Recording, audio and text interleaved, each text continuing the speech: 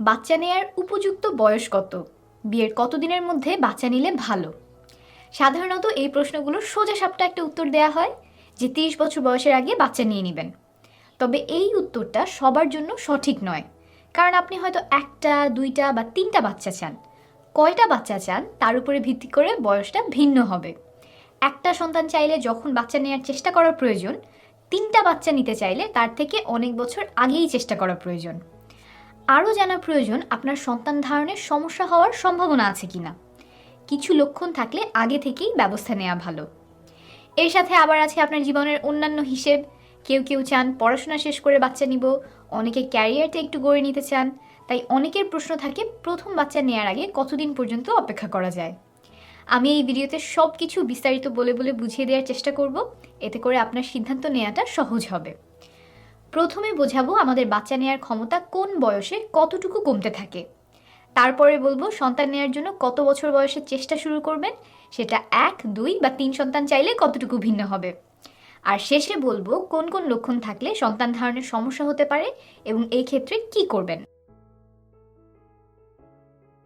বাচ্চা নেওয়ার ক্ষমতা কখন থেকে কত দ্রুত কমে? পুরুষের ক্ষেত্রে বয়স ৫০ হওয়ার আগে প্রজনন ক্ষমতা খুব একটা কমে না।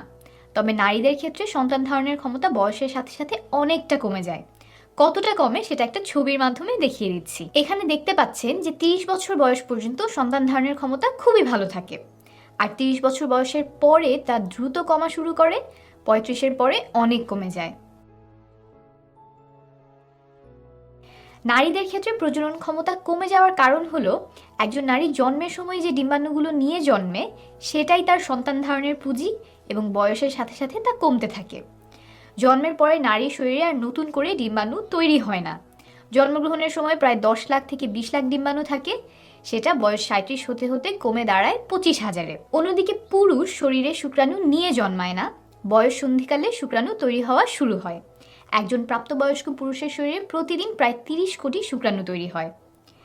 এখন আপনার মনে হতে পারে ২০ থেকে ৩০ বছর বয়স পর্যন্ত তো নারীর সন্তান ধারণের ক্ষমতা প্রায় একই রকম থাকে, তাহলে ৩০ বছর বয়সে বাচ্চা নেওয়ার চেষ্টা শুরু করলেই হবে। ব্যাপারটা তেমন না। কয়টা বাচ্চা নিতে চান সেই অনুযায়ী আপনার আরও আগে চেষ্টা শুরু করা লাগতে পারে।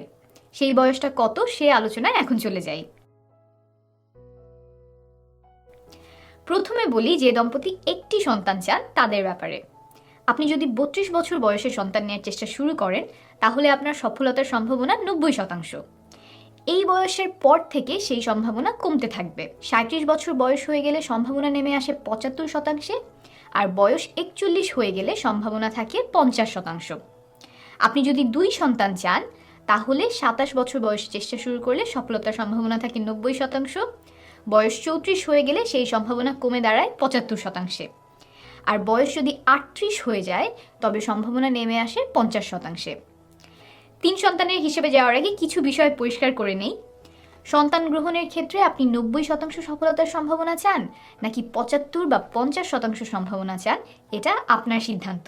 গাইড হিসেবে বলি, যে সকল দম্পতির কাছে সন্তান খুবই গুরুত্বপূর্ণ, নির্দিষ্ট সংখ্যক সন্তান গ্রহণ করার জন্য যা কিছু করা দরকার, যা কিছু ছাড় দেওয়া দরকার তারা সব করতে রাজি, এমন দম্পতি চাইবেন সেই বয়সে চেষ্টা শুরু করতে যাতে তাদের সফল হওয়ার সম্ভাবনা থাকে অন্তত ৯০%। আবার কিছু দম্পতি এমন হতে পারে যারা ২ বা ৩ সন্তান চান কিন্তু একদম সব ছেড়ে ছুড়ে না, জীবনে আরও কিছু বিষয় তাদের জন্য গুরুত্বপূর্ণ। তারা হয়তো এমন বয়সে চেষ্টা শুরু করতে চাইবেন যখন যে কয়টি বাচ্চা তারা চান তাতে সফল হওয়ার সম্ভাবনা অন্তত ৭৫% থাকে। এখন আসি ৩ সন্তান চাইলে কোন বয়সে চেষ্টা শুরু করতে হবে। ২৩ বছর বয়সে শুরু করলে ৩ সন্তান হওয়ার সম্ভাবনা থাকে ৯০%, ৩১ বছর বয়সে শুরু করলে সেই সম্ভাবনা কমে দাঁড়ায় ৭৫%, আর ৩৫ বছর বয়সে শুরু করলে সম্ভাবনা থাকে ৫০%।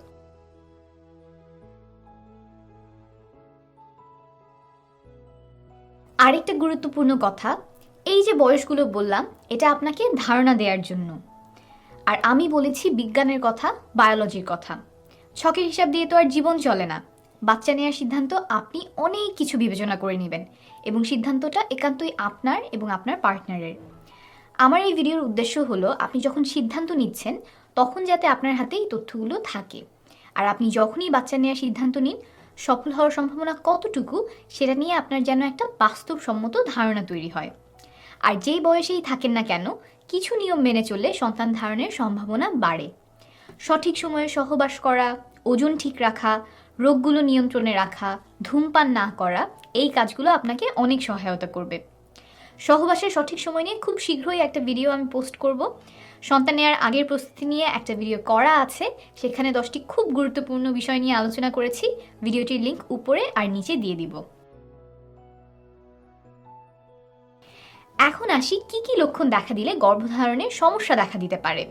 ভয় পেয়ে যাবেন না, এই লক্ষণ থাকলে যে সন্তান হবে না তা নয়, এটা সমস্যা দেখা দেওয়ার সম্ভাবনা মাত্র। এই লক্ষণগুলো থাকলে দেরি না করে আগে থেকেই চিকিৎসকের সাথে পরামর্শ করবেন। আপনার হয়তো কিছু পরীক্ষা নিরীক্ষা লাগতে পারে, একটু আগে থেকেই সন্তান নেওয়ার চেষ্টা করার প্রয়োজন হতে পারে, তবে এটা ভয়ের কিছু নয়। লক্ষণগুলো বলছি। যে নারীর নিয়মিত মাসিক হয়, যদি সেটাতে কোনো পরিবর্তন আসে তখন তা একটা সমস্যা ইঙ্গিত করতে পারে। যেমন মাসিক যদি অনিয়মিত হয়ে যায়, কিংবা লম্বা সময় পরে পরে হয়, বা কয়েক মাস বন্ধ থাকে, তাহলে নারীর শরীরে প্রতি মাসে যে একটা করে ডিম ফোটে সেখানে হয়তো সমস্যা হচ্ছে। এটা পলিসিস্টিক ওভারি সিনড্রোম বা পিসিওএস রোগের লক্ষণ হতে পারে।